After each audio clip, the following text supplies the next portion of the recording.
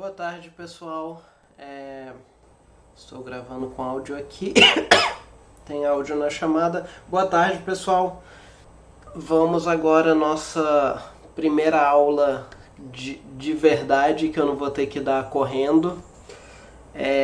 Antes da gente começar a aula mesmo, eu vi que eu cometi o mesmo erro que no ano passado, né, na segunda atividade. Eu passei para vocês a atividade que precisa de uma declaração de herança sem passar para vocês o que é herança.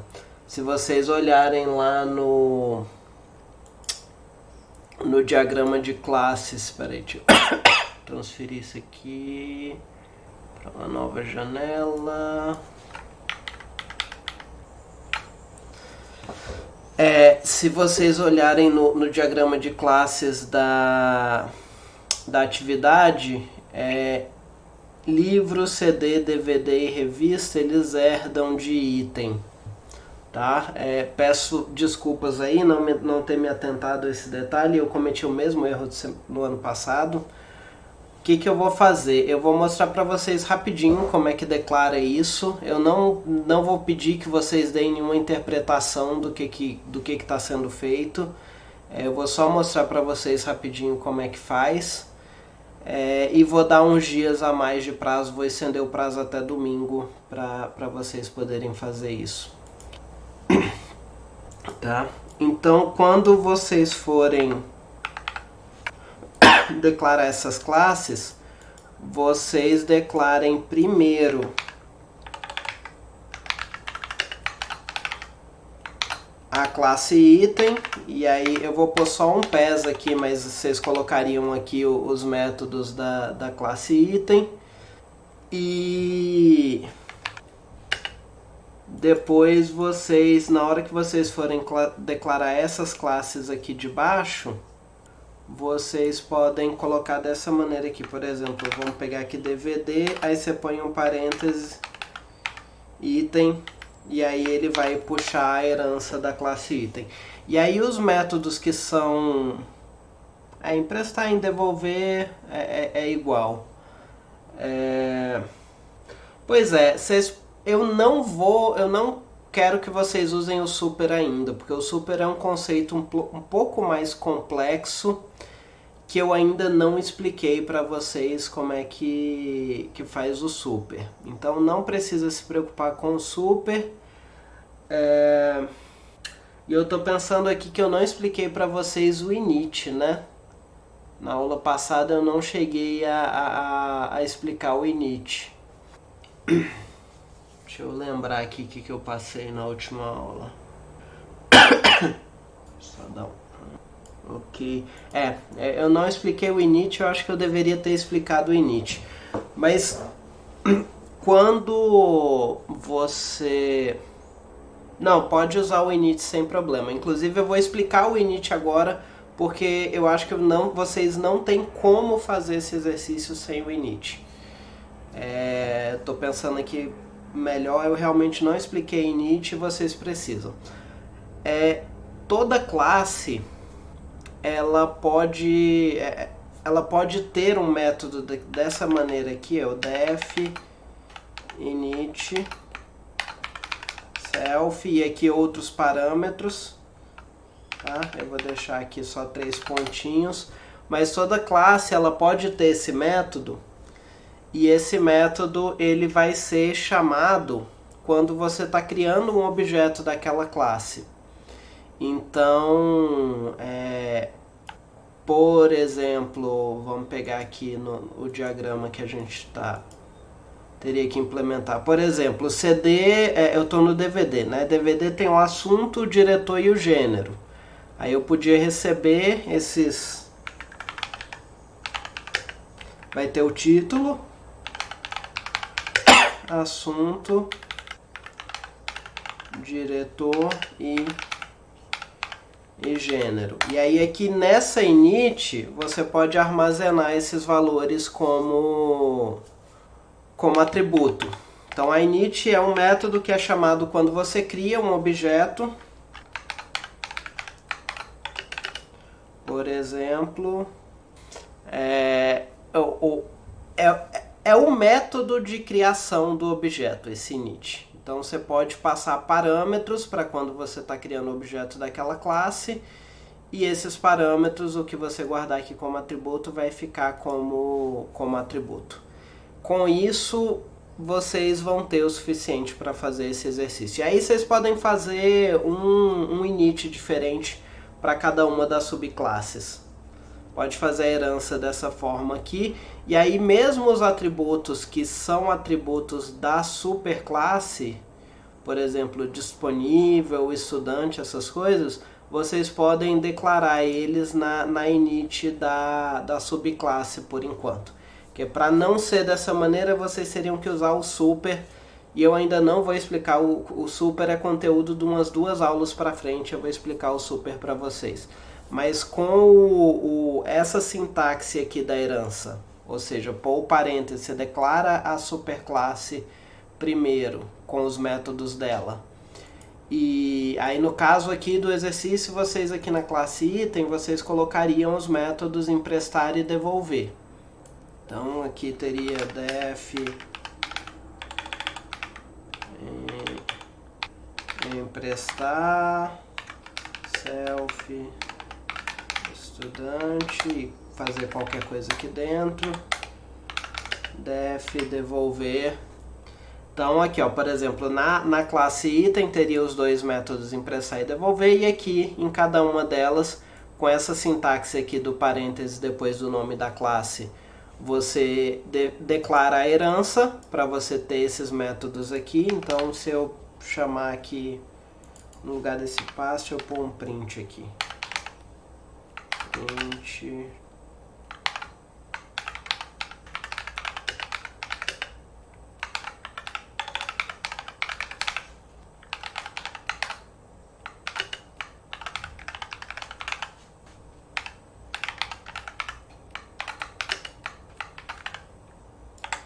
Então aqui, ó, mesmo que esses 2 métodos foram declarados na superclasse, como eu coloquei a herança aqui, eu tenho acesso a eles.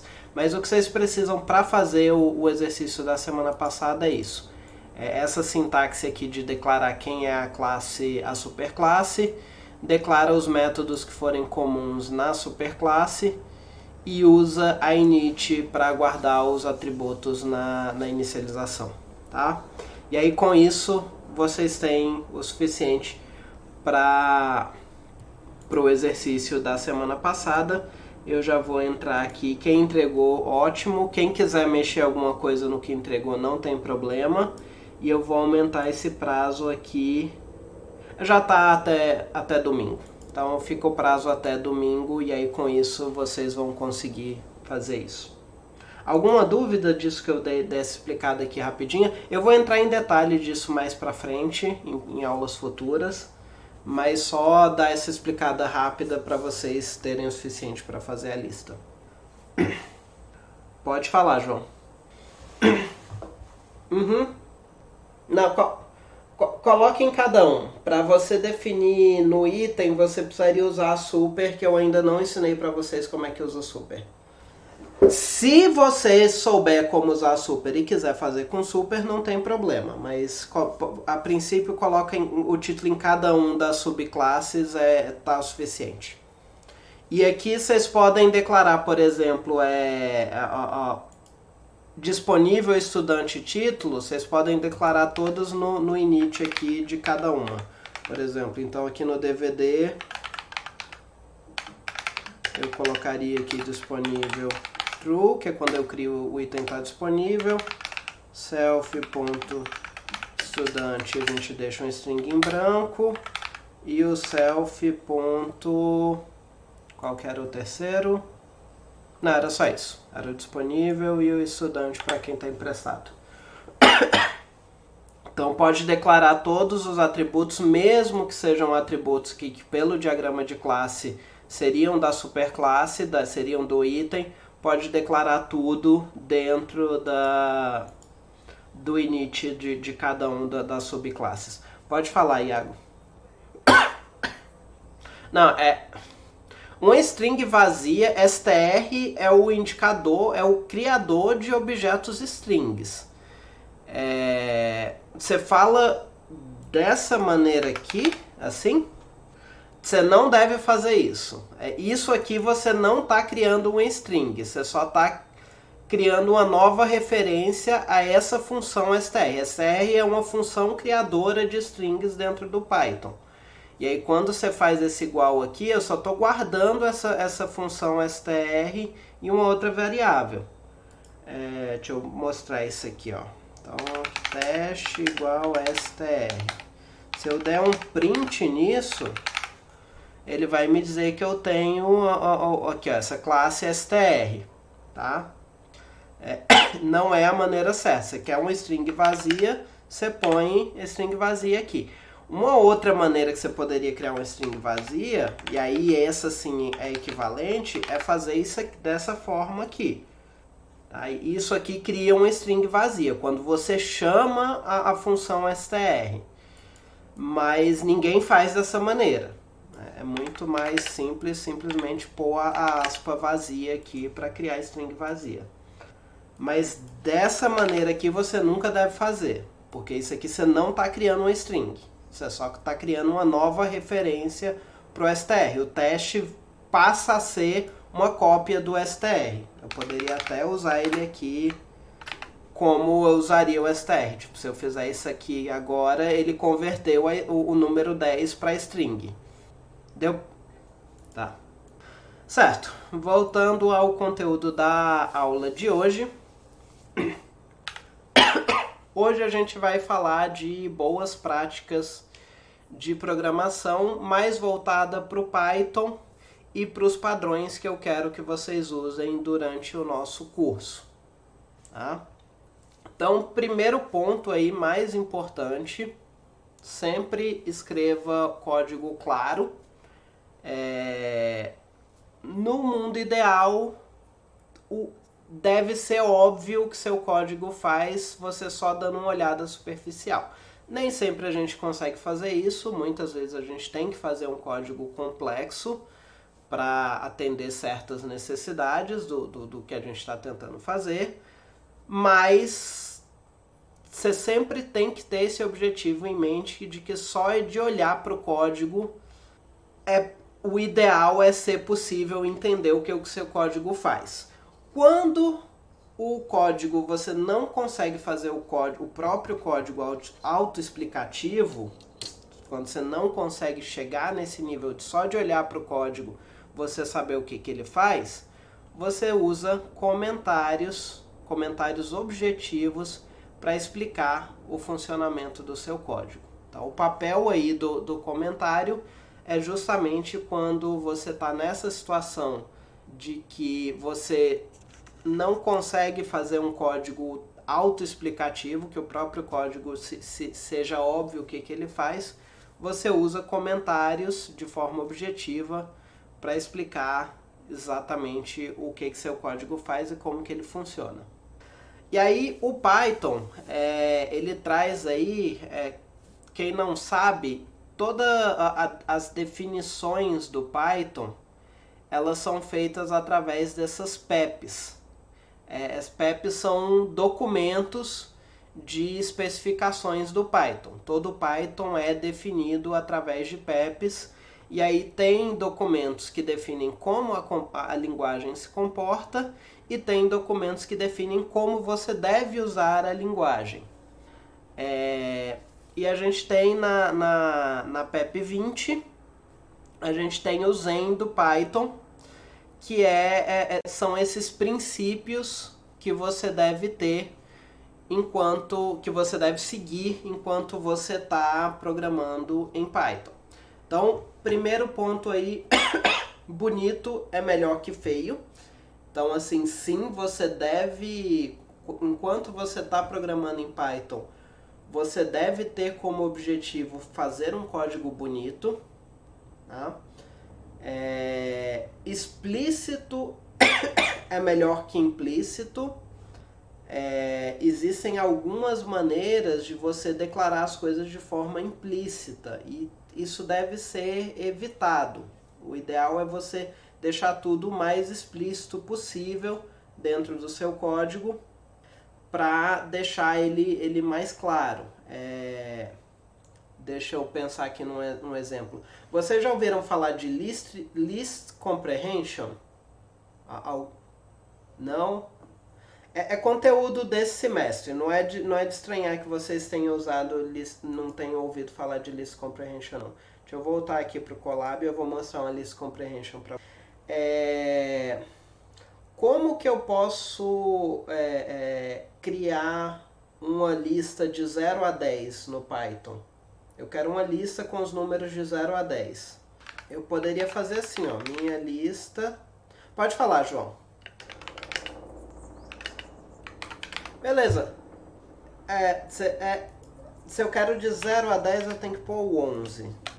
Isso é uma list comprehension. Tá? Isso é uma list comprehension. Isso é uma maneira implícita de se criar um loop for. Você cria numa linha só. Eu poderia, inclusive, pôr 2 loop fors aqui dentro dessa list comprehension. Por exemplo, aqui eu coloquei 2 fors aqui dentro. Só que isso aqui é uma maneira mais implícita de declarar o que está acontecendo. Em geral, no Python, existem situações... Lembra lá que o primeiro item lá do Zen do Python é bonito, é melhor que feio. Existem situações onde você vai fazer isso aqui para o seu código ficar mais organizadinho. Mas você só deve usar isso quando for óbvio que a melhor solução é um list comprehension. Porque o list comprehension é uma maneira implícita de fazer as coisas. Outra situação que você tem entre essa dicotomia entre implícito e explícito é com funções. Por exemplo, deixa eu pegar aqui, sei lá, vou criar aqui um dicionário de cidades com a população dessas cidades. Tá, vamos para esse exemplo aqui. Não sei se isso aqui está certo. E aí eu tenho uma função que é imprime pop do meu f, tá? Então eu poderia escrever esse código aqui. Funciona meu código. Eu tenho uma função que recebe uma UF e aí eu consulto nesse dicionário qual que é a população daquela UF. Essa dependência aqui desse dicionário dentro da função, ela está implícita aqui nesse código, ela não está explícita. Então isso aqui é uma coisa que você deve evitar. Ou você pega esse dicionário e joga para dentro da função, para deixar explícito a dependência, tá? Ele está lá dentro, é uma coisa que usa dentro dessa função.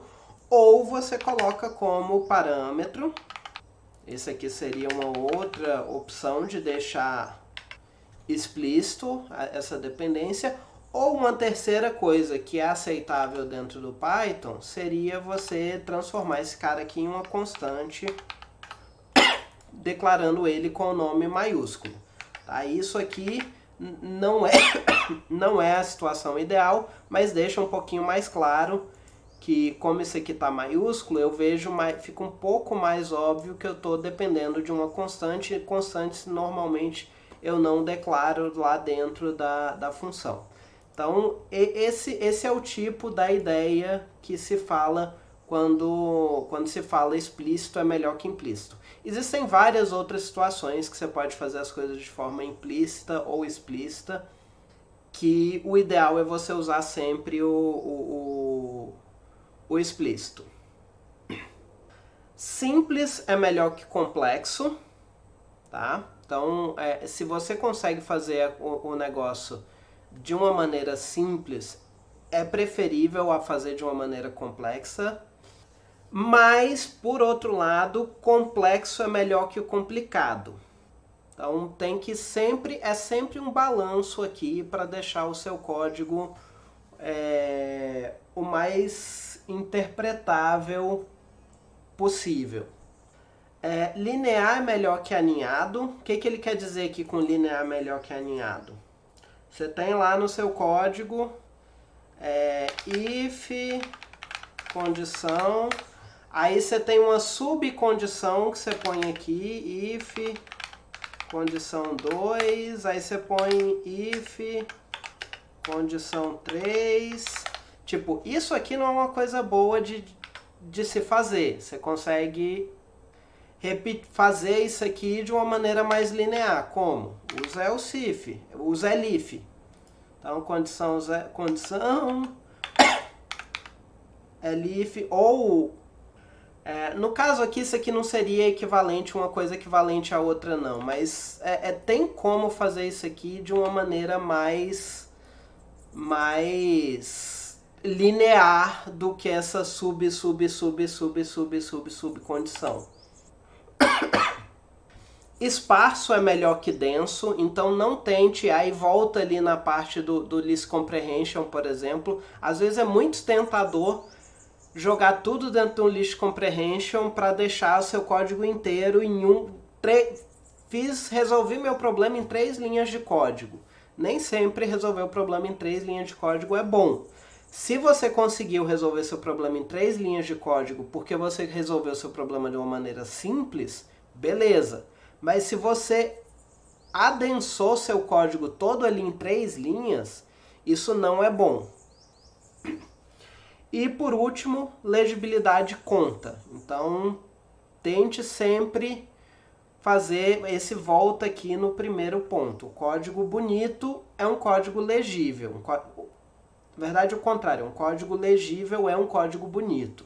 Tá? Então, tenta sempre manter esses pontos aí em mente. Eu sei que são conceitos bem abstratos, mas a gente vai entrar em coisas mais específicas hoje. E vamos falar um pouquinho de nome de variável.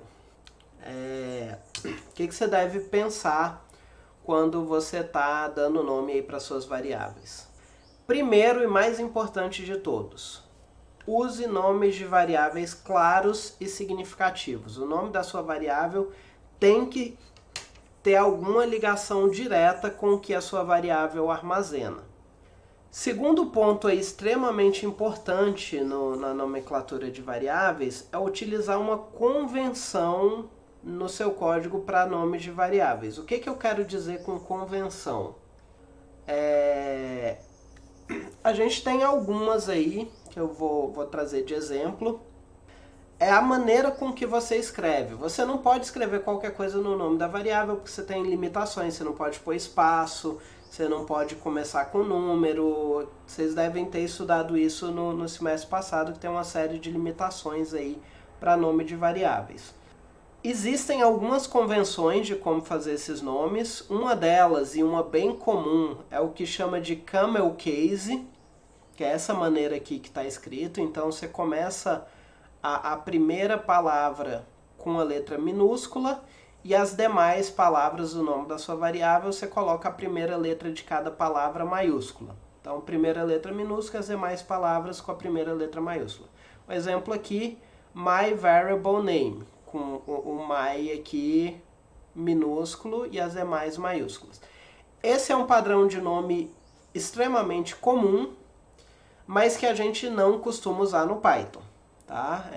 O pessoal do JavaScript gosta muito de usar esse padrão, Java também gosta bastante de usar esse padrão. No Python a gente não costuma usar esse padrão para nome de variável. O que a gente costuma usar no Python? A gente costuma usar o snake case, que é esse formato aqui.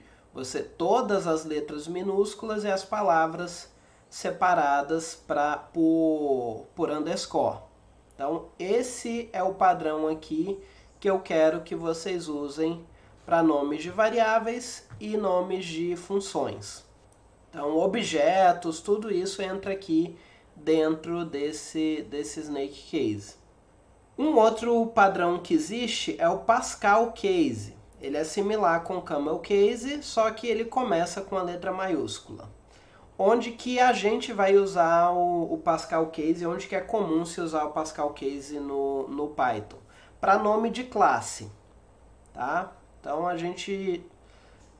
isso aqui eu quero que vocês também se acostumem a usar sempre Pascal Case no nome das classes.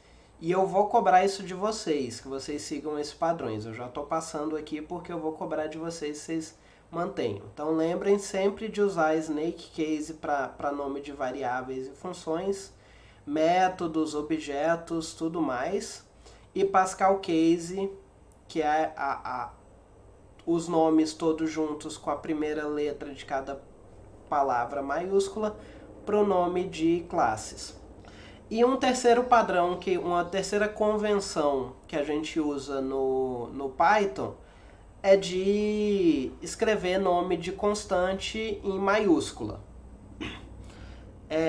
Isso não existe nenhuma regra no Python que te diga isso. O Python, inclusive, não existe constante no Python. A gente que usa variáveis como constantes, e aí a maneira que a gente marca que a gente está usando alguma variável como constante é escrevendo o nome dela todo em maiúsculo, certo? Outras coisas que vocês devem considerar ao nomear suas variáveis é sempre usar nomes descritivos, já falei disso, mas vale a pena repetir. Sempre utilize nomes que descrevam a utilidade da variável. Então eu dou dois exemplos aqui, por exemplo, um total orders, que é o total de pedidos, ou user age, que é a idade do usuário. São nomes assim bem claros, bem descritivos do que aquela variável está armazenando. Utilizar sempre que for relevante, utilizar prefixo e sufixo. Então você pode usar o prefixo ou o sufixo para identificar o tipo ou a finalidade. Por exemplo, uma variável booleana que indica se alguma coisa está ativa ou não, eu posso pôr um prefixo isActive. Então isso aqui me indica que, só de eu ler esse nome aqui, isActive, me indica que provavelmente essa variável é um booleano que diz se alguma coisa está ativa ou não. Ou um sufixo aqui, um outro exemplo de sufixo é um user list. Eu vou saber que isso aqui é uma lista que dentro tem usuários.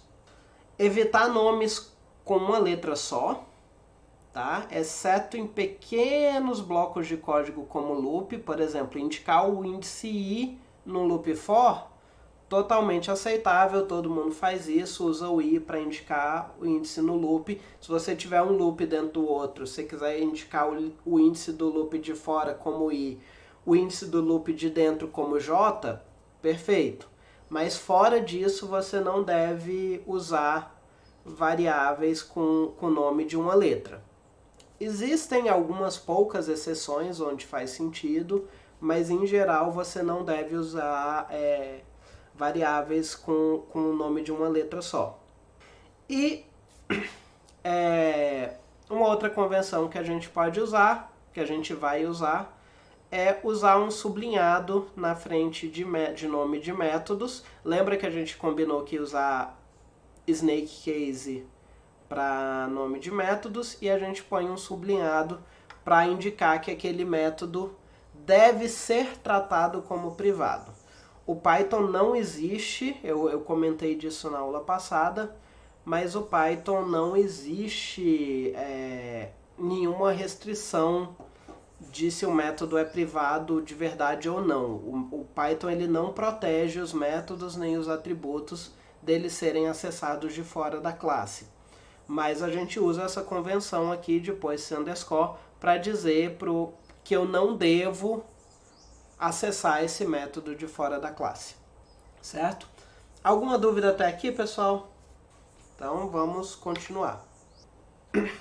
Convenções são importantes, tá? Principalmente numa linguagem que te dá tanta liberdade quanto o Python. O Python, basicamente, você pode fazer o que você quiser. A única rigidez que o Python traz pra gente é a questão da indentação.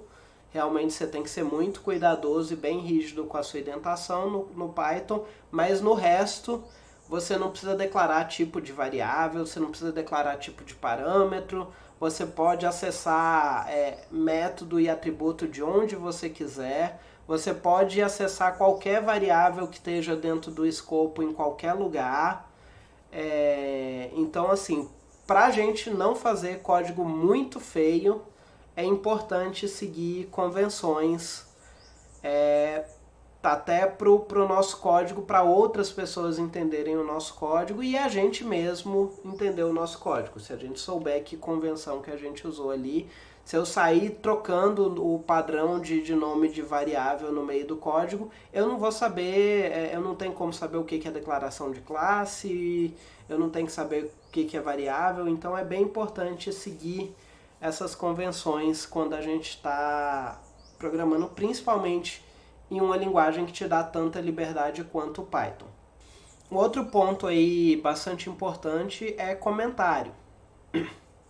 Tá? Use sempre comentários para explicar o seu código, sempre que necessário, mas sempre tente fazer um código que não precise de comentário. Eu vou cobrar em trabalho, exercício, eu quero comentário no código de vocês. Enquanto vocês estiverem aqui na disciplina, vocês podem até pender um pouquinho para exagerar um pouco no comentário. Tenta não exagerar demais, mas eu quero o código de vocês sempre bem comentado e sempre com comentários claros e objetivos. Então, eu tenho um exemplo aqui de código para vocês darem uma olhada. E eu quero que vocês me digam, vocês podem mandar aí no chat ou podem abrir o microfone e falar. Eu quero que vocês me digam se esse código tá bom ou não. E o porquê que vocês acham que se ele não tiver bom, o que tem de problema aí nesse código. O nome da função não tá bom, beleza, isso é um problema nesse código, mas ele não é o único problema. O dicionário tá fora da função. Tá em inglês não é um problema, vocês têm que se acostumar a ver código em inglês, porque o mais comum é se escrever código em inglês. Mas assim, talvez tem problema sim com esses comentários. Ele tá comentando coisa óbvia, mas tem um outro problema por trás desse tanto de comentário. Esse tanto de comentário, ele tá aí meio que remendando um outro problema. Não. Tem. Vocês já começaram a. Oi? Não. Eu vou. É os nomes das variáveis, tá? Nome de nada nesse código me diz nada. O que é P? O que é myDict? Beleza, myDict eu tô dizendo que eu tenho um dicionário ali, mas o que eu tô guardando nesse dicionário? O que é o dict aqui no parâmetro? O que eu estou guardando nisso? O principal problema desse código é o nome das variáveis, e aí a pessoa que escreveu o código compensou isso colocando comentário. Eu vou mostrar um outro código sem nenhum comentário e vocês me digam qual que é mais claro. É o mesmo código, só que com as variáveis renomeadas. Esse código aqui precisa de explicação do que ele está fazendo? Então, assim, isso aqui é o objetivo. Então, você sempre tem que procurar um código, fazer um código autoexplicativo no lugar de um... Tipo, um código bem comentado nem sempre é uma boa coisa. Às vezes, você pode estar compensando a falta de clareza do seu código com comentário. Tá? Tem um outro problema aqui, que nesse exemplo aqui ainda não foi corrigido, que a gente até comentou disso no início da aula, que é esse dicionário aqui. Eu dei um exemplo bem parecido lá com o exemplo das populações. Ele está acessando esse dicionário aqui que está declarado fora da função, ele está acessando ele dentro da função sem nenhuma dependência explícita. Tá? Então esse dicionário precisava ser passado como parâmetro, ou se ele só for utilizado dentro da função, ele tinha que ser declarado dentro da função. Mas em termos, você vê que em termos só de eu mudar o nome das variáveis, eu não preciso mais do comentário. Eu ainda colocaria um comentário aqui, a gente vai ver hoje mais pra frente na aula o que é uma docstring. A docstring é um tipo especial de comentário. Eu ainda colocaria uma docstring nessa função para deixar claro o que ela faz, mas já é só de eu mudar o nome das variáveis, já é uma melhora aí infinita, já mudou aí da água para o vinho a interpretabilidade desse código, só porque eu escolhi nomes melhores para as variáveis. Falando de comentário, não façam comentários wet, W-E-T. O que é o comentário wet? Esse wet ele tem alguns possíveis significados. Eu trouxe dois aqui, que é o wrote everything twice, ou seja, escreveu tudo duas vezes, ou o wasted everyone's time, desperdiçou o tempo de todo mundo. Um exemplo de um comentário wet. Eu tenho aqui um return a, e aí eu comento do lado returns a. O que esse comentário adicionou de informação aí? Absolutamente nada. Então evite esse tipo de comentário.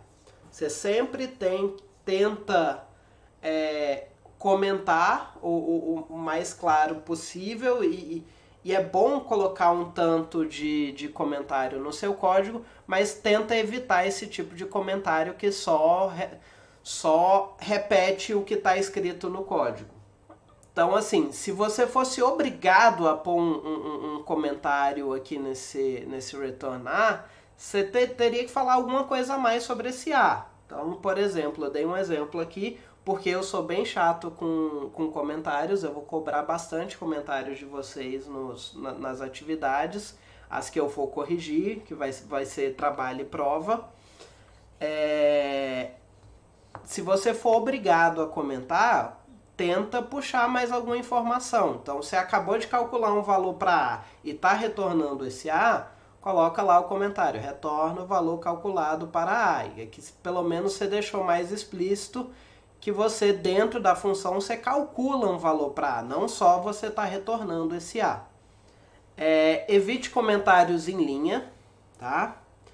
Python, por convenção, não é nenhuma obrigação, não tem nenhuma restrição na linguagem de programação que te limite a isso, mas por convenção a gente limita as nossas linhas a 79 caracteres.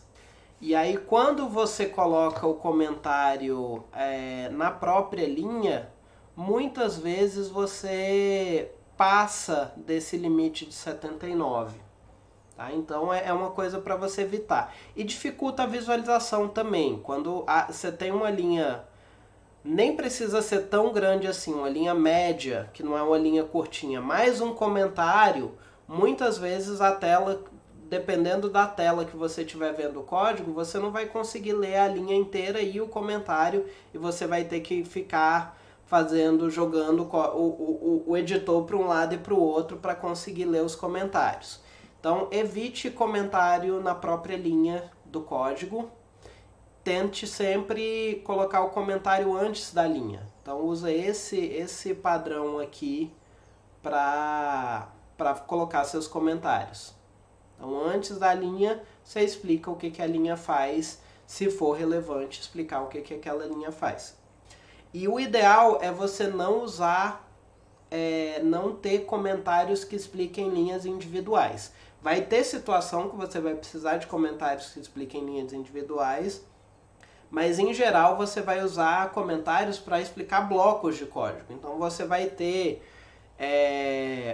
um bloco de código seu de umas 3, 4 linhas que faz alguma coisa, e aí você vai explicar, você vai usar o comentário para explicar a ideia geral daquele pedaço de código, não o individual de cada linha. O individual de cada linha é para ser óbvio da maneira com que você escreve cada linha individualmente, mas às vezes você precisa pôr a ideia geral do bloco, e aí normalmente é onde você usa esse tipo aqui de comentário. Uso de acento em Python, tá? O Python, ele aceita acento basicamente em qualquer lugar. Mas é bem comum você ter erro de codificação porque você está usando acento. Principalmente quando você mistura, por exemplo, você cria o código em um computador Linux e vai executar o código num computador Windows. Ou vice-versa, você cria o código num computador Windows e vai executar num computador Linux. Esse tipo de coisa, quando você passa o código de uma máquina que usa uma codificação para outra máquina que usa outra codificação, como por exemplo Windows e Linux, eles usam codificações diferentes, é bem comum dar problema com caractere acentuado. Então, tentem evitar o uso de acento. Pode usar dentro de docstring, dentro de string, dentro de comentário, sem nenhum problema. Mas tentem evitar isso no resto do código, tipo acento em nome de variável, esse tipo de coisa é bom evitar se usar. E no Python a gente tem aí a tirania da indentação. Indentação no Python não é opcional, é obrigatória. Existem outras linguagens de programação que ela não é obrigatória, mas eu tenho opinião forte sobre isso. Eu acho que quem programa sem indentar tinha que ser proibido de programar, mas o Python você não tem essa opção de programar sem indentação. Mas mesmo assim, mesmo você sendo obrigado a indentar, a gente também tem uma convenção para indentação. Qual é essa convenção da indentação? Existem algumas maneiras que você pode indentar.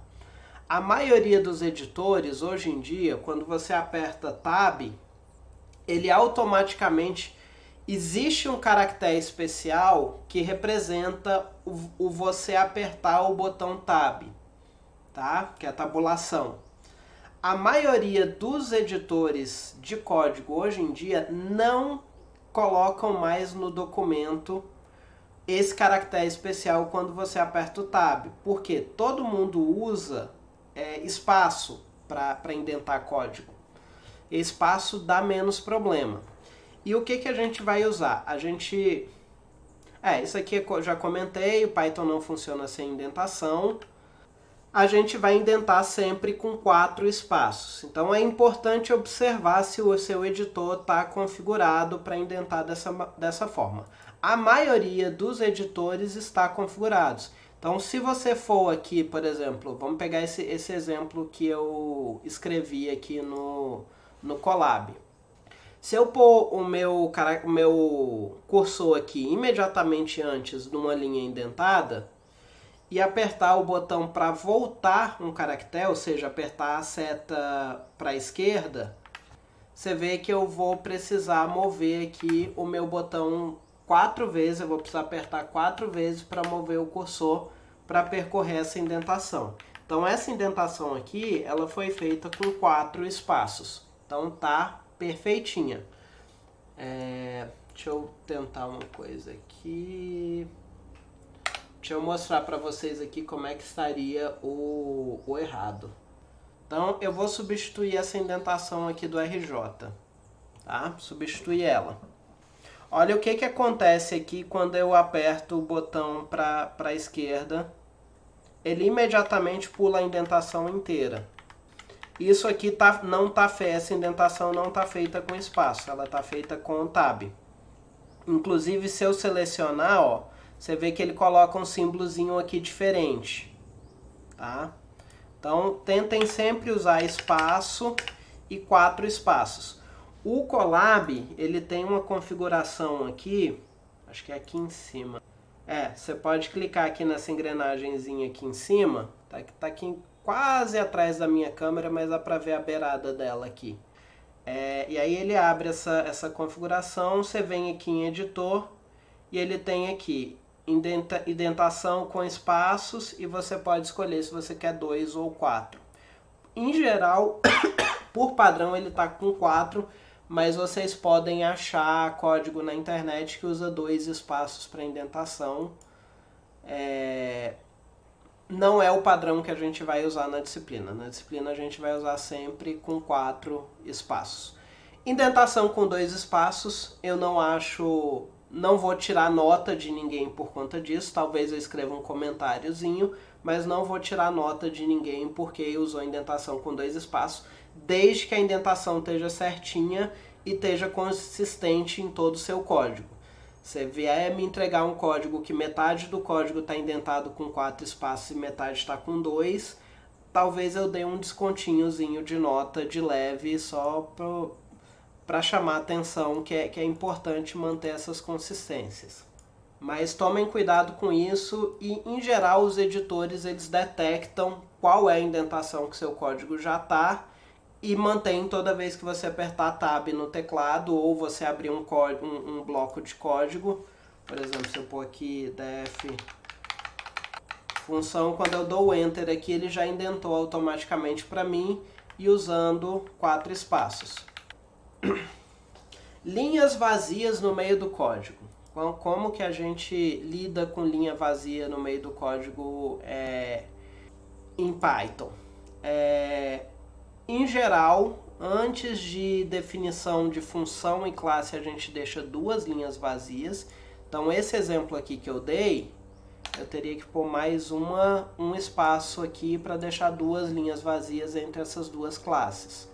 E no resto a gente usa uma linha vazia. Então, entre métodos, entre classe para organização do código. Então, eu quero separar aqui meu código em blocos lógicos.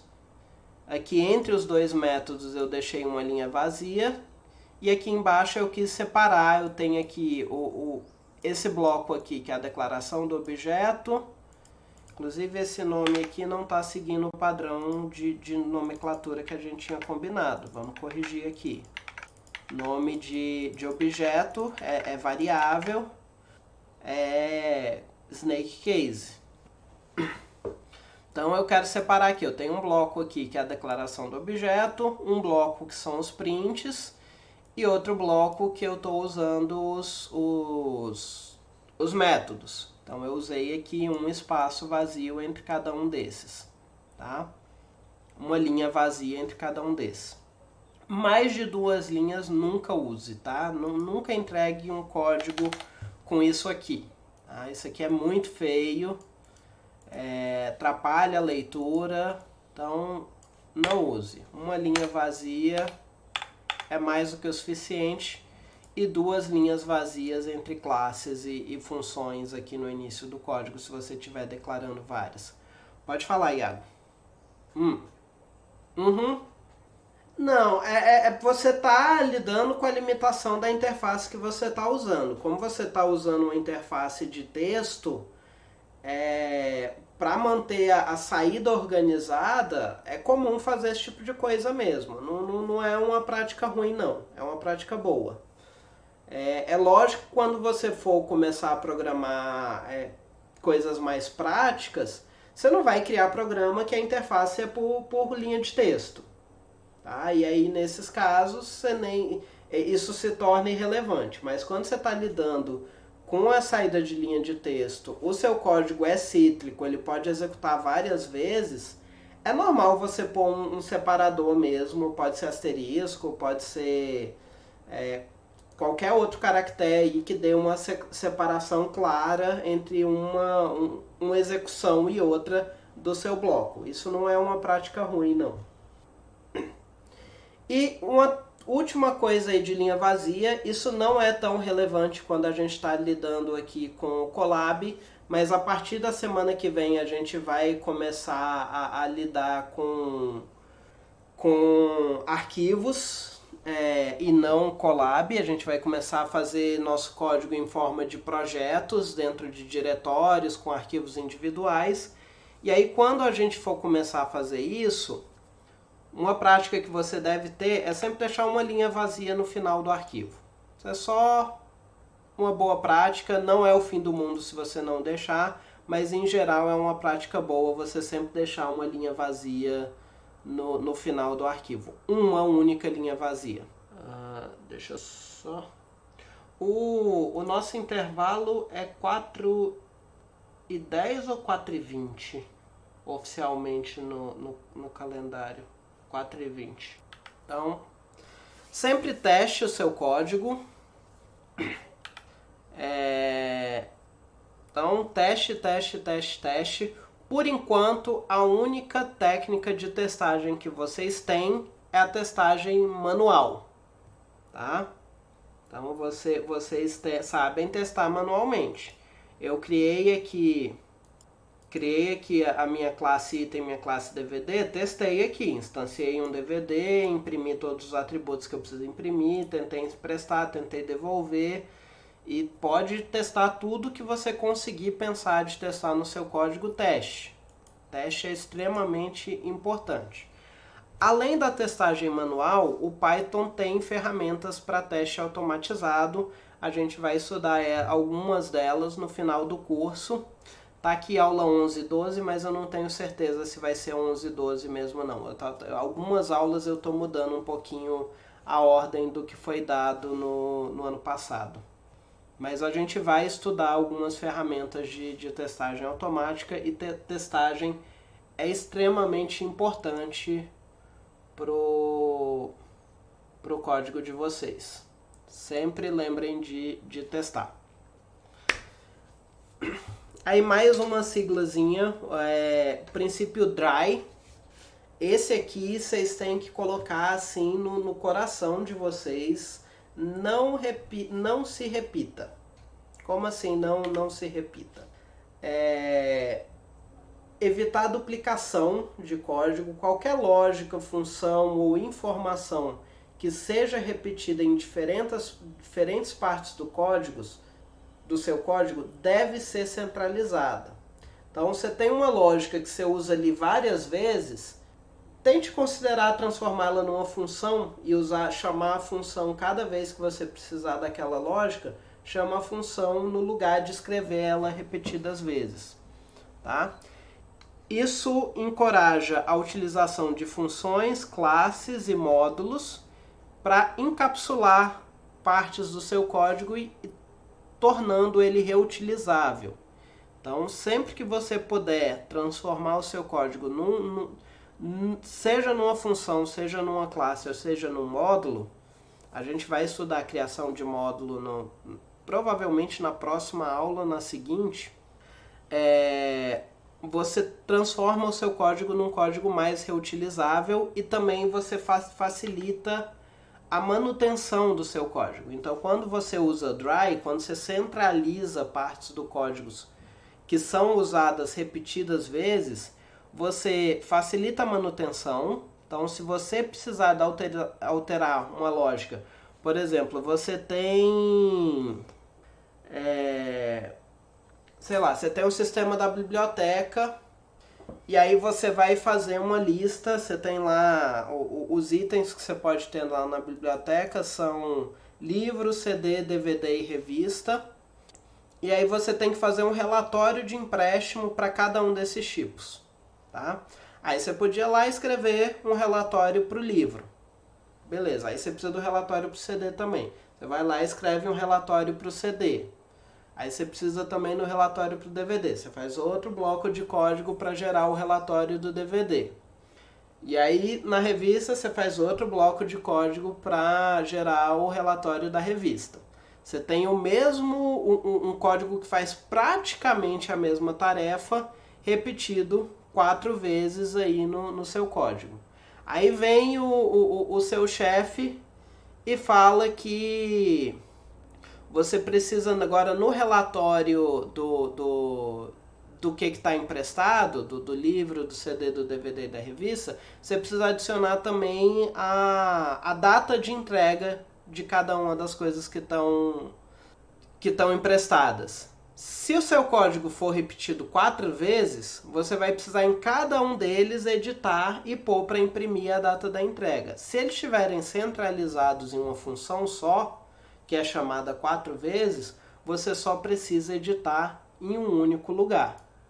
Então, quando você tem a necessidade de uma alteração em uma lógica que está duplicada no seu código, você acaba tendo de fazer em cada lugar onde essa lógica foi duplicada. Com o dry, essa lógica ela vai estar centralizada. Se você tomar esse cuidado de perceber o que se repete no seu código e centralizar essas coisas que se repetem, você facilita a manutenção. Se você precisar mexer em qualquer coisa ali, você vai ter que mexer em um lugar só. E muitas vezes você corre o risco até de esquecer onde que está usando aquela lógica. Você foi lá, editou o livro, o CD e o DVD, que é os relatórios que você está imprimindo agora, mas não tinha nenhuma revista emprestada e você não se lembrou que tinha o da revista também. Então, esse é um exemplo mais simples, assim, dificilmente se esqueceria, mas quando você tem um código mais complexo, esse tipo de coisa pode acontecer. Menos erro, então quando você está resolvendo os erros no código, se a lógica não tiver duplicada, você só vai precisar consertar os erros em um lugar. Se você tiver ela duplicada em vários lugares, você vai acabar tendo que consertar em vários lugares. Você vai ter esse erro repetido em vários lugares para consertar. E, como consequência, seu código fica mais limpo, facilita a leitura, você separa o seu código em blocos lógicos, o que facilita a leitura. No lugar de você ter um código grandão lá que gere o relatório do DVD, você tem uma função, gera relatório, DVD como parâmetro, e fica mais óbvio ali o que está acontecendo. Então, um exemplo aqui de um código bom e um código ruim do ponto de vista do dry. Então, eu tenho aqui duas funções, uma que calcula o imposto para o carro, para quando eu for vender um carro, o imposto do carro é de 15%, e eu tenho uma outra função aqui que calcula o imposto para casa, quando eu for vender a casa, e o imposto da casa é de 10%. Ou seja, o imposto de venda ou o imposto que você tem que pagar todo ano, IPTU e IPVA, seja que imposto for. Mas essas duas funções aqui fazem praticamente a mesma coisa. Então eu tenho uma lógica aqui repetida. Se eu, por exemplo, precisar, agora em toda transação, além do imposto de venda, eu tenho uma taxa sobre a transação da operadora do cartão. Eu teria que, em cada lugar que eu calculo o imposto, eu teria que vir aqui e adicionar um ou outro multiplicador. Eu posso usar isso usando o dry. Então, eu jogo meus impostos aqui para constantes e eu crio uma função genérica de calcular imposto, que recebe o preço e a tarifa. E aí aqui na hora que eu for calcular o imposto, eu passo aqui, por exemplo, eu quero calcular o imposto para um carro. Eu passo o preço do carro e o imposto que é para ele usar com o carro. Eu passo o imposto para casa, o preço da casa e o imposto que é para ele usar para casa. Então essa é a ideia geral do dry. Então evitar esse tipo de coisa onde você se repete. Alguma dúvida? Tranquilo até aqui? Então, última coisa aí da gente falar antes da gente sair para o intervalo, questão de modularidade. A gente já passou perto aí da modularidade, dry e modularidade tem muita coisa a ver um com o outro. Em geral, quando você usa o dry, por consequência, você acaba criando um código modular. Mas é importante a gente definir a modularidade como uma coisa à parte. Na dúvida, modularize. Seu código ele sempre deve ser dividido em partes independentes e intercambiáveis. Ou seja, você sempre tem que usar bloquinhos que podem ser substituídos, então sempre separe, suas funções nunca devem ser muito longas, seus métodos nunca devem ser muito longos. Se o seu método está muito longo, provavelmente ele está fazendo mais de uma coisa ali dentro, mais de uma tarefa lógica ali dentro, e você pode separar essas duas tarefas em dois métodos diferentes, e talvez até fazer um terceiro método que encapsule e chamar os dois, alguma coisa do gênero. Tá? Então, esses módulos sempre vão ser responsáveis por uma parte específica. Sempre tem que ser claro, cada bloquinho do seu código, que tarefa específica esse bloquinho faz. Que tarefa específica na funcionalidade geral do programa ele faz. Isso torna sua vida muito mais fácil conforme a complexidade do seu código vai aumentando. Tarefas pequenas são fáceis de interpretar e são fáceis de debugar quando você tem algum problema e de expandir qualquer coisa do gênero. Então, quais são os princípios aí da modularidade? Separar responsabilidades, cada módulo lógico deve ter uma responsabilidade. E o que eu estou chamando aqui de módulo lógico? São as funções e métodos. Em geral, as ferramentas que você tem para modularizar seu código são funções e métodos, e em um nível mais alto, classes e módulos. Mas, em geral, a modularização mesmo acontece ali no nível das funções e dos métodos. Então, cada módulo deve ter uma responsabilidade bem definida e claramente separada. Você não deve ter uma função que calcula o imposto, reduz o saldo da conta da transação, imprime a nota fiscal e transmite o aviso da transação para a Receita. Cada tarefa dessa deve ser uma função ou um método diferente. Você pode até ter uma função que faça isso tudo, mas que não faça diretamente nela. Ela chame outras funções que façam cada subtarefa individualmente. Os módulos devem se comunicar através de interfaces bem definidas. Isso ali é quando você está falando de funções e métodos. O que são as interfaces? São os parâmetros e os retornos. Os parâmetros e os retornos das funções e dos métodos, eles têm que ser claros e bem definidos. Quais são os parâmetros esperados e os retornos de cada função em cada método, permitindo que o código interno do módulo seja alterado sem afetar os outros módulos. Então você tem que poder internamente, se a ideia geral daquele módulo continua a mesma, tipo, eu tenho um módulo que calcula o imposto, e aí surgiu um imposto novo. Os outros módulos é para eles eu ir lá nesse módulo, nessa função que calcula o imposto, alterar como o imposto é calculado, sem afetar, sem precisar mexer nas outras funções que chamam essa função de calcular imposto, por exemplo. Essa é a ideia geral que você tem que ter em mente na hora que você está pensando em como fazer um código modular. Quais são os benefícios aí de se usar um código modular? Então, esses módulos podem ser reutilizados em diferentes partes ou de um projeto ou até mesmo em outros projetos. Olha o Dry aqui. Então, eu não preciso reescrever nada. Eu só chamo outros módulos para repetir lógica que eu já programei. Manutenção facilitada. Então, se você precisar mexer qualquer coisa no seu código, se a interface daquele módulo continuar a mesma, você não precisa mexer em mais nada que usa aquele módulo. Você só precisa mexer dentro dele. O exemplo do imposto. Surgiu um imposto novo. Eu só preciso ir lá na função que calcula o imposto e alterar como que o imposto é calculado. Colaboração melhorada. Se você definir bem essas interfaces, eu posso fazer a função que calcula o imposto e você pode fazer a função que tira que deduz o saldo da conta na hora que a pessoa faz a compra, por exemplo.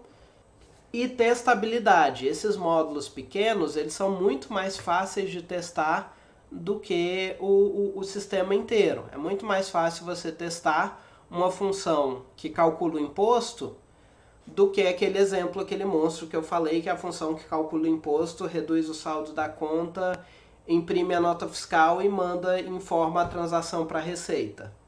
Então, tem uma série de benefícios aí quando você toma esse cuidado de manter o seu código o mais modular possível. Então, pessoal, eu vou... Tem mais um slide aqui que eu quero mostrar. Então, dry e modularidade andam sempre de mãos dadas. Se você tiver um em mente, você vai ter o outro por consequência. Você só consegue fazer um código dry se você fizer ele modular, e a partir do momento que seu código é modular, ele vai ser dry também, certo? E com isso a gente pode dar a nossa pausa para o intervalo. Só relembrando, o nosso intervalo é 20 minutos, né? Então, 4h40 a gente volta. Vamos continuar nossa aula então. Então, a gente viu aí os padrões de nomenclatura que a gente vai usar, alguns que existem, quais que a gente vai usar. A gente viu como comentar, o que deixar de linha vazia, como indentar, como modularizar o código, viu dry e modularidade. E isso tudo meio que se resume a guia de estilo, tá? E isso que eu passei para vocês foi uma visão geral de uma guia de estilo específica. Mas primeiro, o que são guias de estilos? Guia de estilo são conjuntos de regras e padrões para escrita e formatação de código. Algumas empresas criam suas próprias guias de estilo de forma que o seu código, e aí a partir do momento que a empresa cria a guia de estilo e ela torna isso uma regra ali dentro da empresa, a gente não está em nenhuma empresa aqui, então pra gente não é regra, pra gente é mais sugestão. Existe a PEP 8, que é a guia de estilo base do Python. Então lembra lá que o Zen do Python era PEP 20, então a PEP 8 veio antes do Zen do Python. A PEP 8 tem inclusive uma versão traduzida em português, se vocês quiserem abrir. Então, se vocês entrarem aí no link, vai ter algumas coisas disso que a gente falou hoje. Saiu aqui da PEP 8, por exemplo, aqui uma das primeiras coisas que ele fala é que a indentação deve ser utilizada com 4 espaços por nível de indentação. Isso saiu aqui da PEP 8. Você tem instrução de tabulação espaço, comprimento máximo de linha. Então, boa parte disso que a gente falou hoje sai aí dessas guias de estilo. Mas a guia de estilo que eu sigo e que eu recomendo vocês sigam não é exatamente a PEP 8, é a Google Python Style Guide, que é uma guia interna, foi criada internamente no Google para todos os códigos em Python que o Google trabalha internamente, mas eles reconheceram que ficou bom o negócio e publicaram para todo mundo, para quem quiser usar, seguir, que é a Google Python Style Guide. Ela possui algumas pequenas diferenças da PEP 8, mas são poucas, mas em geral ela expande alguns pontos que a PEP 8 não fala. Por exemplo, padronização de docstring e entre algumas outras coisas, como formatar blocos como dicionários grandes, listas grandes. A PEP 8 não fala, e a Google Python Style Guide ela fala dessas outras coisas, tá? Tem o link aqui para Python Style Guide. Infelizmente ela tá em inglês, não achei versão em português dela traduzida, mas se vocês forem ver aqui, tem várias instruções. Não é um documento que eu recomendo vocês lerem ele todo diretamente. Tem alguns conceitos ainda mais avançados para o que vocês estão acostumados, mas vocês podem usar como referência. Por exemplo, a regra da indentação está aqui também. Mas ela tem outras regras de indentação. Por exemplo, quando você tem uma função muito longa e você quer quebrar em duas linhas, como que você quebra? Como que você alinha os parâmetros? Quando você tem um dicionário muito grande, como que você alinha ele? Esse tipo de coisa a Google traz aí para instruções de como deixar seu código bonitinho, organizadinho. Então, principais pontos aí que eu recomendo que vocês sigam da Google Python Style Guide. Nomenclatura, a gente já falou disso, mas relembrando aqui, usar snake case para nome de função, variável e método. Usar Pascal case para nome de classe, usar underscore, primeiro nome com underscore, single leading underscore para nomes não públicos e constantes em maiúsculo. Pode falar, Cauã.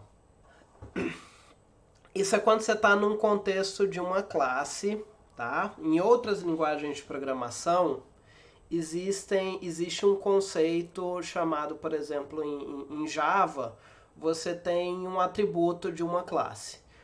Na hora que você vai declarar aquele atributo, você tem que dizer se aquele atributo é público ou privado. Se esse atributo for privado, ele só pode ser acessado dentro da própria classe. O Java, inclusive, não te deixa acessar aquele atributo de fora da classe. Mesma coisa para métodos. Tá? O Python ele não tem isso. Por padrão, tudo no Python é público. Então, quando eu tenho um atributo ou um método que eu não devo acessar ele de fora da classe, eu marco ele com esse underscore aqui na frente do nome dele. É só uma convenção. Como o Python tem essa política muito aberta, que tudo pode ser acessado meio que de qualquer lugar, a gente usa essa padronização no nome só para indicar. Opa, esse atributo aqui eu não deveria estar acessando ele diretamente se eu estou fora da classe que ele foi declarado. É só isso. É só o que eu não devo acessar de fora da classe. Formatação. Linhas de no máximo 80 caracteres. Alguns lugares vocês vão ver 79, mas se eu não me engano, o padrão mesmo da Google é 80 caracteres. A gente pode até consultar isso aqui. É 80 caracteres aqui na Google. Tá? Existem algumas exceções aqui, essa regra de 80 caracteres. Então, se você tiver um import muito longo, pode passar uma URL ou um caminho para um arquivo que for longo. Nos comentários você pode passar. Strings de múltipla linha, cada linha individualmente pode passar, porque você vai alterar a string se você quebrar ela. Então, assim, em geral, tentar limitar a 80 caracteres. E a maioria dos editores, ele te indica isso. Deixa eu abrir um VS Code aqui rapidinho. Mostrar para vocês que ele indica a quantidade de linhas. E 2 linhas em branco entre definições de classes e funções de nível superior. No resto, só usar uma linha em branco. Por algum motivo o VS Code não está querendo abrir. Mas se vocês olharem no VS Code ou em outros editores, em geral na barra de status no canto inferior da tela, o VS Code tá zoado aqui. Mas em geral na barra de status ele te fala a posição atual do seu cursor. Então você mover o cursor para o fim da linha, você vai saber o comprimento daquela linha. Importações, tá? Quando você for importar coisa no seu código, sempre no topo do arquivo, separado em 3 blocos. Você vai pôr um bloco para os módulos nativos. Então vamos supor aqui, eu quero fazer meu código aqui, eu tenho que importar o time, import time, import datetime e eu preciso da sys também, import. Esses módulos todos aqui são nativos do Python, então ficam lá em cima. Aí eu separo uma linha em branco de separação e aí eu vou importar os módulos de terceiro, que são as bibliotecas que eu instalo que não vem nativa do Python. Por exemplo, NumPy. Import NumPy asnp ou pandas. Import pandas apd. E aí vamos supor que eu tenho um módulo meu, que fui eu que escrevi, que está lá junto na mesma pasta com o mesmo projeto. E aí eu faço um terceiro bloco com os meus imports, os imports internos do meu código. Import, sei lá, módulo. Então essa é a ideia geral dos imports. Sempre no iniciozinho do arquivo e sempre separando nesses três blocos. Import nativo, import de terceiro, de módulo de terceiro, biblioteca de terceiro, e import internos do seu código, imports do seu próprio módulo. E sempre evitar import asterisco. Tá? O import asterisco não seria dessa forma aqui que você usaria o import asterisco. O mais comum, aí eu vou falar mal do código de outras pessoas, mas assim, bem de levinho, porque esse código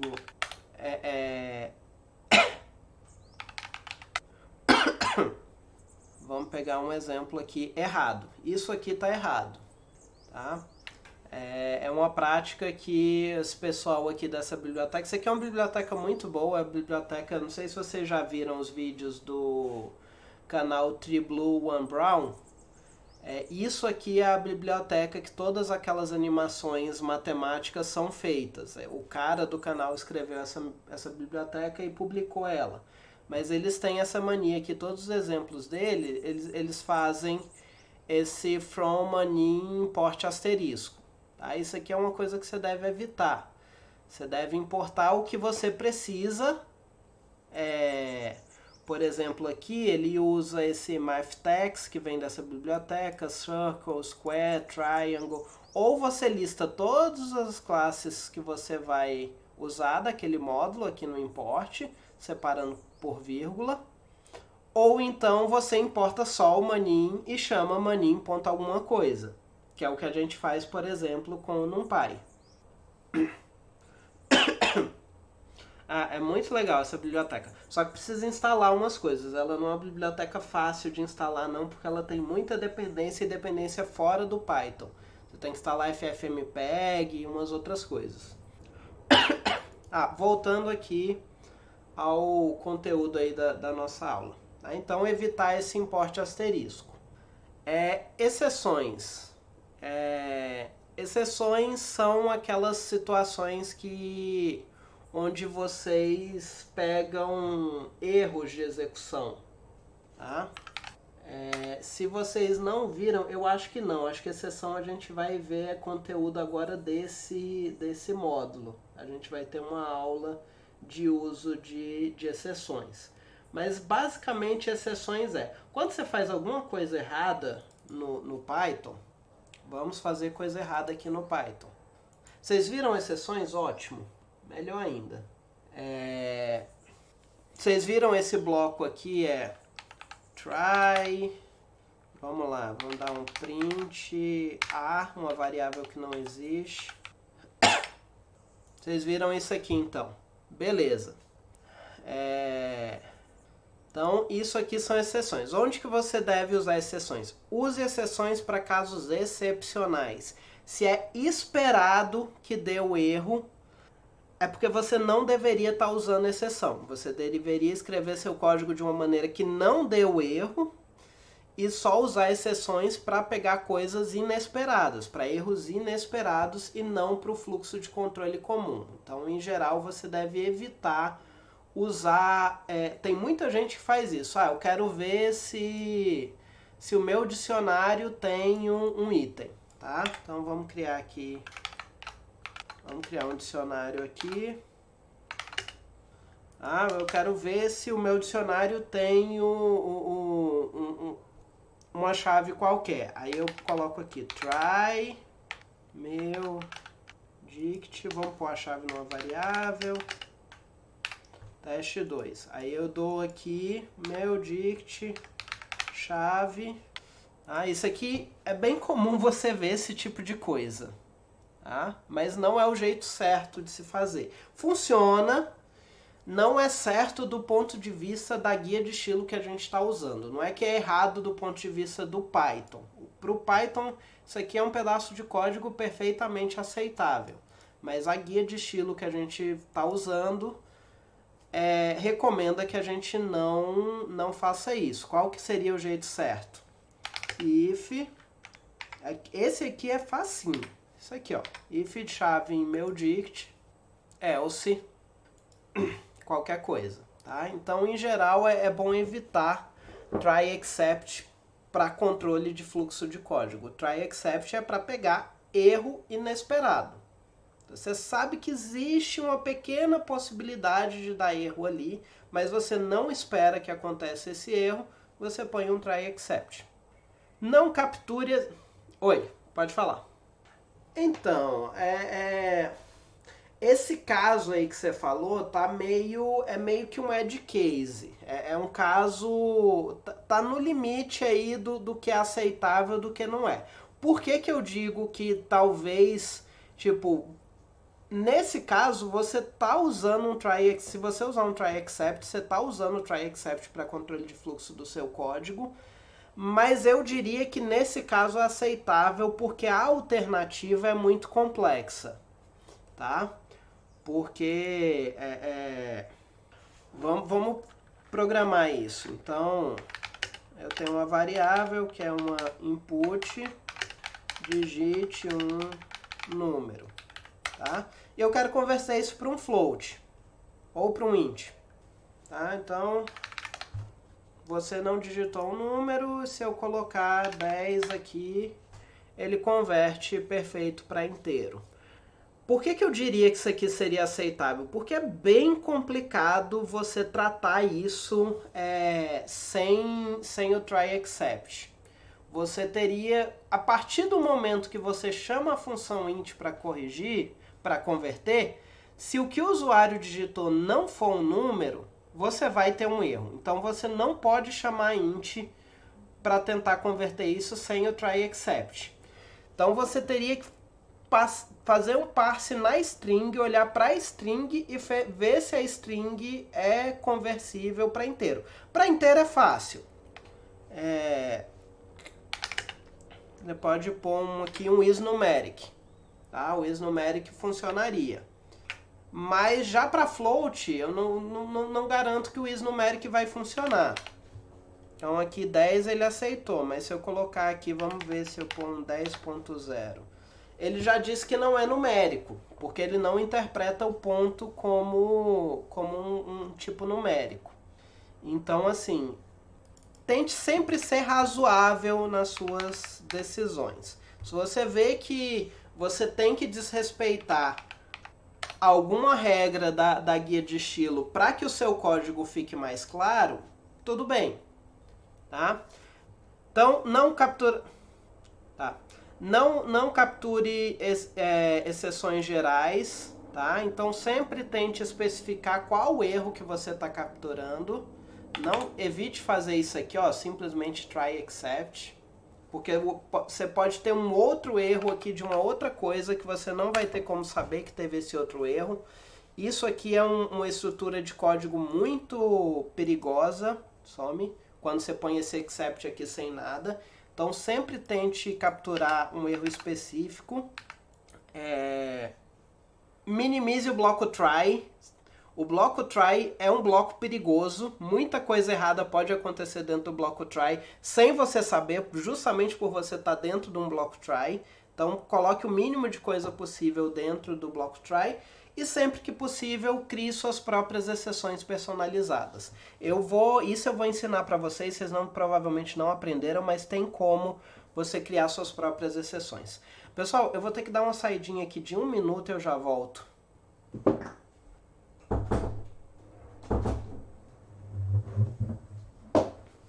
Pronto, voltei. Desculpa, eu tive que atender aqui a porta. Mas é isso de exceções. Acesso ao atributo. A Google Style Sheet ela incentiva que a gente faça uso de atributos públicos, tá? Existem outras linguagens de programação, se vocês forem estudar PO por outras linguagens, vocês vão ver bastante essa definição de método getter e método setter, ou seja, todo atributo que pode, pode ser editado por fora da classe, você criar um método get esse atributo e um método set esse atributo, para você manipular o valor dele.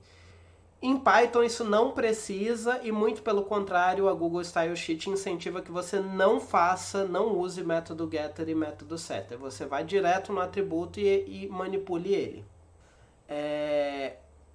Prefira funções simples para propriedade. O que é isso? O Python ele tem uma funcionalidade que te permite setar atributos através de funções, de métodos. A gente vai estudar isso mais pra frente. Quando a gente for ver isso, tentar manter essas funções de propriedades o mais simples possíveis. E evitar atributos de classe mutáveis. Esses atributos de classe, lembra quando eu falei lá dos atributos, eu falei que os atributos são individuais de cada objeto? Cada objeto tem o seu atributo e se eu altero o atributo em um objeto, eu não altero nos outros, nos demais, tá? Existe uma coisa que se chama atributo de classe. Tem como eu declarar o atributo de tal maneira que ele é comum a todos os objetos daquela classe. Se eu altero em um, eu altero em todos, tá? O que ele está falando aqui em evite atributos de classe mutáveis é para você só usar esse tipo de atributo para coisa constante. Evitar usar ele para coisa que é alterada durante a execução. Outras recomendações utilizar compreensões de lista e geradores, que são os list comprehensions e dicionário comprehensions também.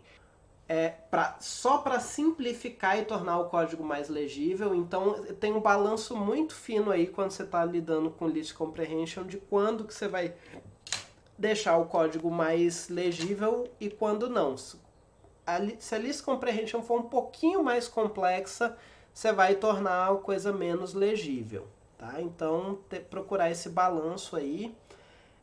Usar funções ao invés de classe, tá? Então se você tem uma classe que só tem um método, ela provavelmente não precisa ser uma classe.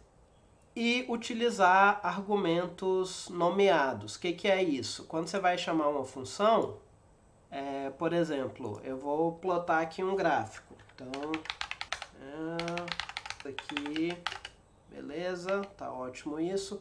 E aí eu tenho aqui meu plot. Tá?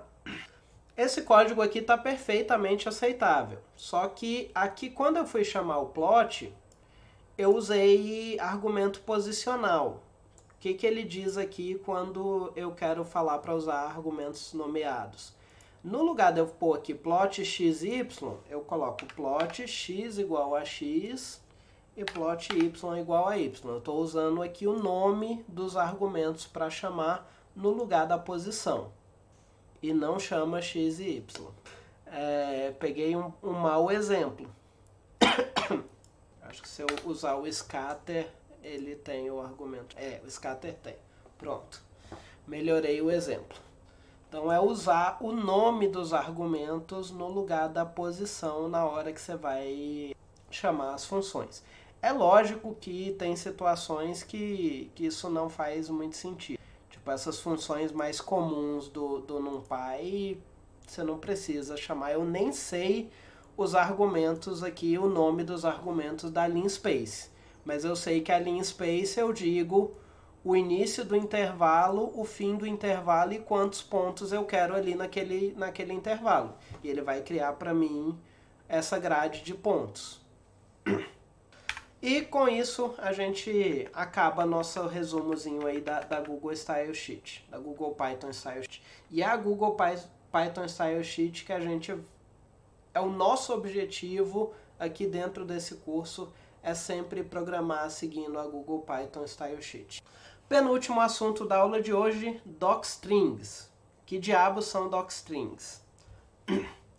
Docstrings, elas são strings utilizadas no início de um módulo, classe ou método ou função no Python para explicar o propósito e o comportamento daquele bloco de código. Então a docstring da classe, ela vai descrever a classe e falar quais são os atributos e quais são os métodos ali que aquela classe tem. Método nem precisa, normalmente você lista atributo.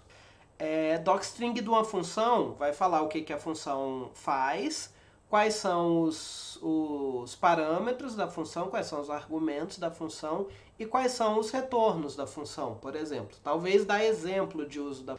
Elas são usadas para documentação e são uma prática importante para tornar o código mais legível e melhor manutenção.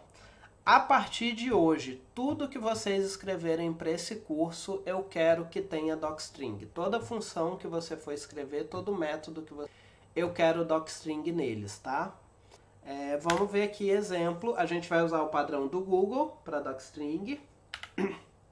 O que tem normalmente na docstring? Você tem um resumo. Isso é obrigatório, você sempre tem que ter uma descrição, normalmente não mais do que 2 linhas de descrição na descrição. Na verdade, não mais que 2 não mais que 1 linha, uma breve descrição em uma única linha. E aí você pode ter uma descrição detalhada, que aí essa sim você pode ter mais linhas. Você tem os argumentos da função, se for uma função ou um método, especificando o nome, o tipo e uma descrição. Você tem o retorno, também especificando o tipo e a descrição. Você pode ter quais exceções a sua função pode levantar. E você pode ter exemplos de uso da sua função ou do seu método. Aqui a gente tem um exemplo de uma docstring. Tá? Então, resumo da função em uma linha, descrição mais detalhada, aí usa esse nomezinho args para definir os parâmetros da função. Então eu tenho aqui o parâmetro 1 é um inteiro, o parâmetro 2 é uma string, ele é um parâmetro opcional, eu marco aqui que ele é opcional. Quando é um parâmetro opcional, eu falo qual é o valor padrão dele, que é o valor quando eu não passo nada. O retorno é um inteiro. Eu posso ter um erro desse tipo erro aqui dentro da função. E aqui um exemplo de uso dessa função. Então esse é o padrão de docstring do padrão do Google. Vai! Mas aqui, vamos voltar lá no início. Precisa ser mais rápido. Tá, explícito é melhor que implícito, esparso é melhor que denso. Tá? Então não economize espaço em documentação. Isso é uma coisa que não se faz, não se economiza espaço em documentação. Se aquilo é para documentar seu código e não está redundante, onde você não deve fazer isso? Quando é redundante, quando é completamente óbvio o que está sendo dito ali, mas em geral docstring é uma coisa que você sempre coloca. É uma função ou outra extremamente óbvio o que a função faz, é onde você não coloca docstring. Mas o que você pode fazer? Na hora de fazer a sua docstring, você pode pôr só o extremamente necessário. Você pode pôr só o resumo, ou só o resumo, os argumentos e o retorno. Esse exemplo aqui é um exemplo com um monte de coisa. Esses outros aqui são opcionais. A descrição mais detalhada, o raises e o exemplos é opcional. Então, se você coloca aqui só a descrição resumida, os argumentos e o retorno, já fica bem, seria metade do comprimento essa doc. Tá? Alguma dúvida de docstring? Beleza, quero ver docstring em tudo que vocês fizerem da agora pra frente. Último assunto da aula de hoje, pra gente encerrar a aula, type hinting. O que é type hinting? Traduzindo type hinting, é sugestão de tipos. Como vocês sabem, o Python ele possui tipagem dinâmica. O que isso quer dizer?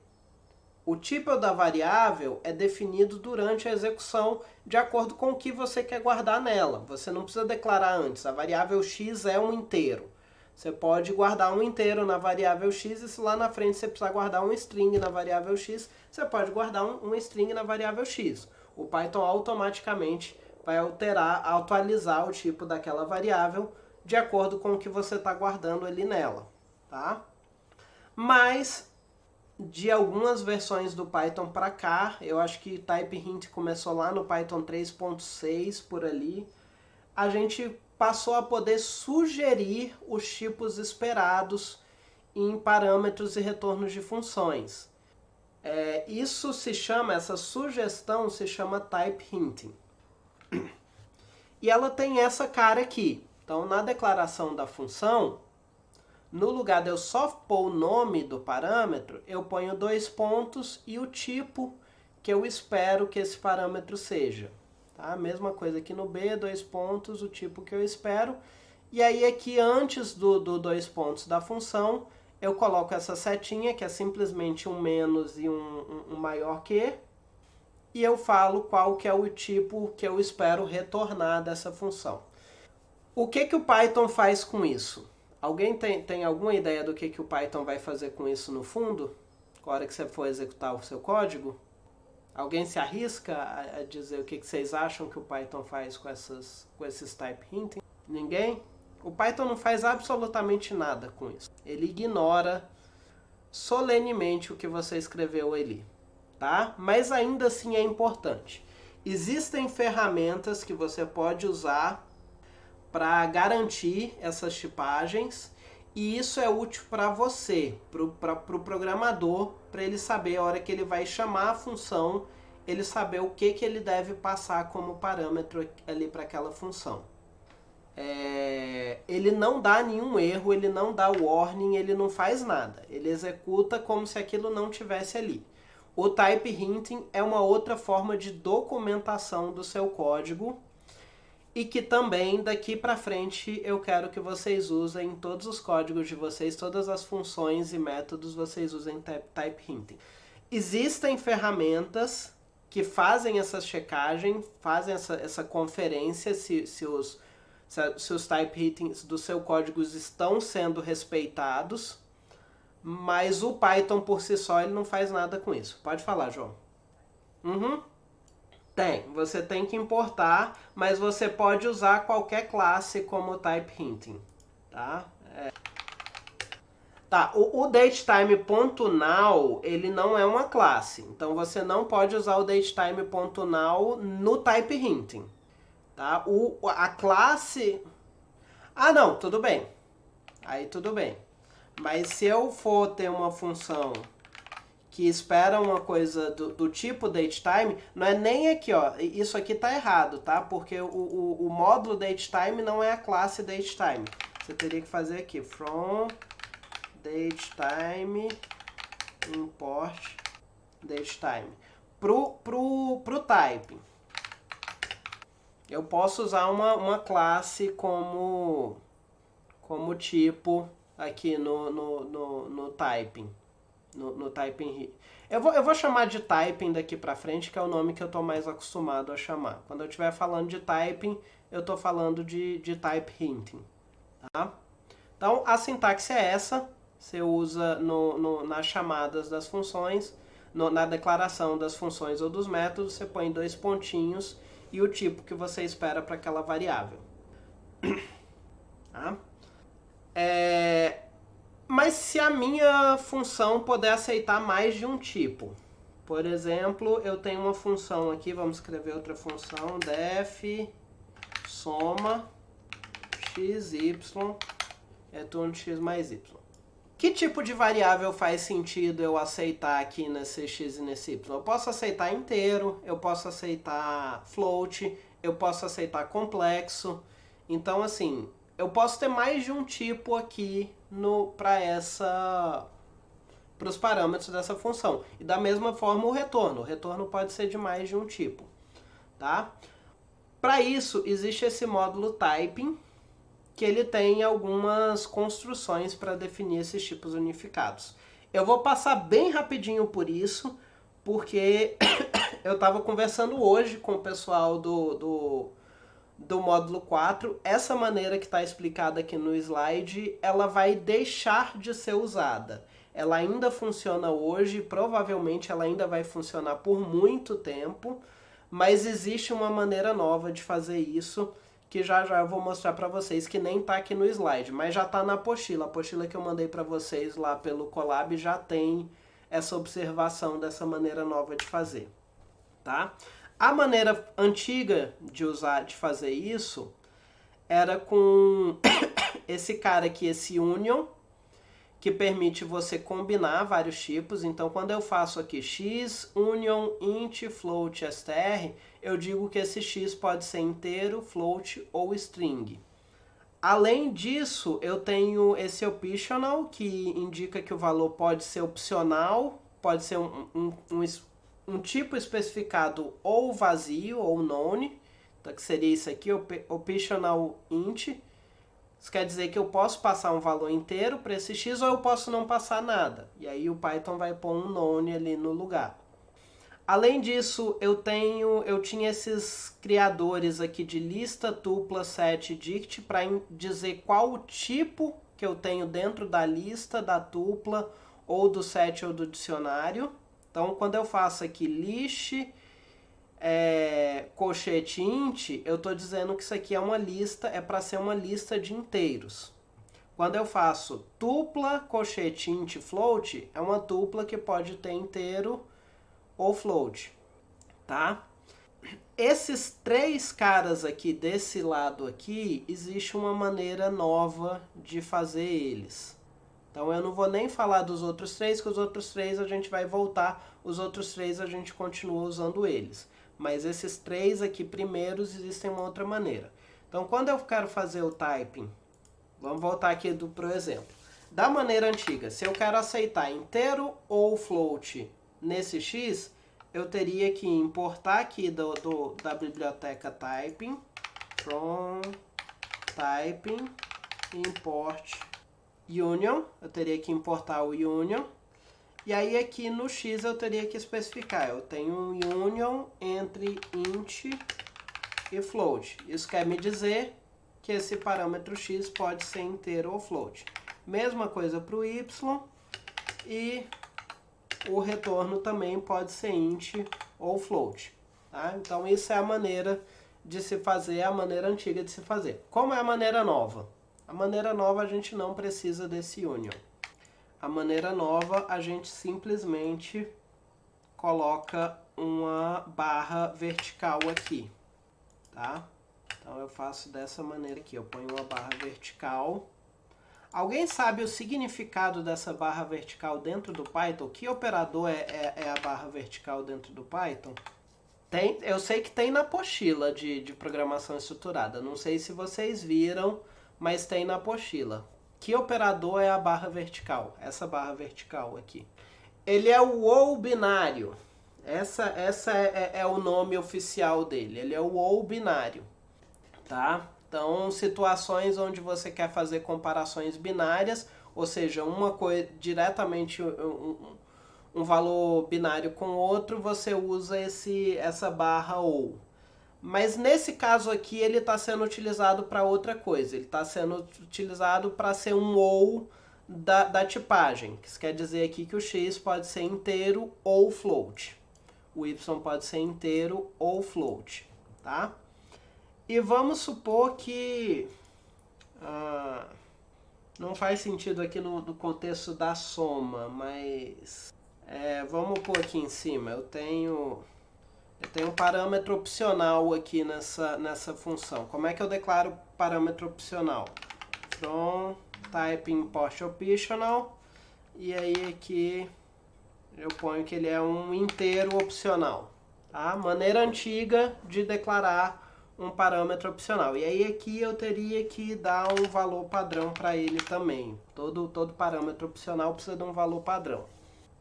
Isso aqui é a maneira antiga de se declarar um parâmetro opcional. Como que é a nova? Também usa esse operador ou. Você coloca aqui inteiro ou none. Tá? Na hora que você coloca aqui inteiro ou none, esse parâmetro aqui passa a ser interpretado como um parâmetro opcional. Então, a maneira nova de usar esse union, o que você faria com o union e o optional, é usando essa barra vertical, que é o operador OU. E aí você pode dar um OU com none, quando for opcional, e um OU entre vários tipos para especificar que pode ser de mais de um tipo. Alguma dúvida disso? E aí aqui embaixo eu falei do list, tuple, set, dict, que a gente usa para especificar que tipo você tem dentro da lista, da tupla, do set ou do dicionário.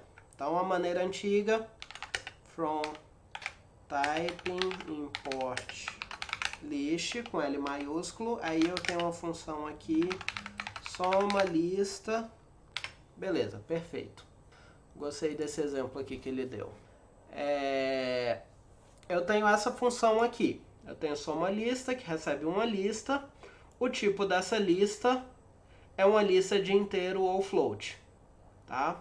Isso é a maneira antiga de fazer. Qual a maneira nova? É muito complexo. Presta atenção, senão vocês vão perder.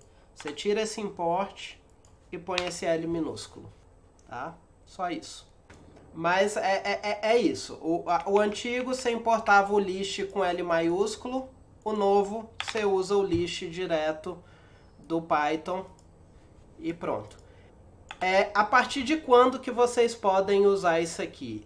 Essa notação aqui de usar o list minúsculo, o list, o tuple, o set e o dict dessa maneira, funciona desde o Python 3.9. Se vocês, aqui no Colab, a maneira que a gente tem de descobrir a versão do Python é importando o sys, e aí, se eu não me engano, é sys.api version. Se eu não me engano, é isso que ele me fala a versão. Não.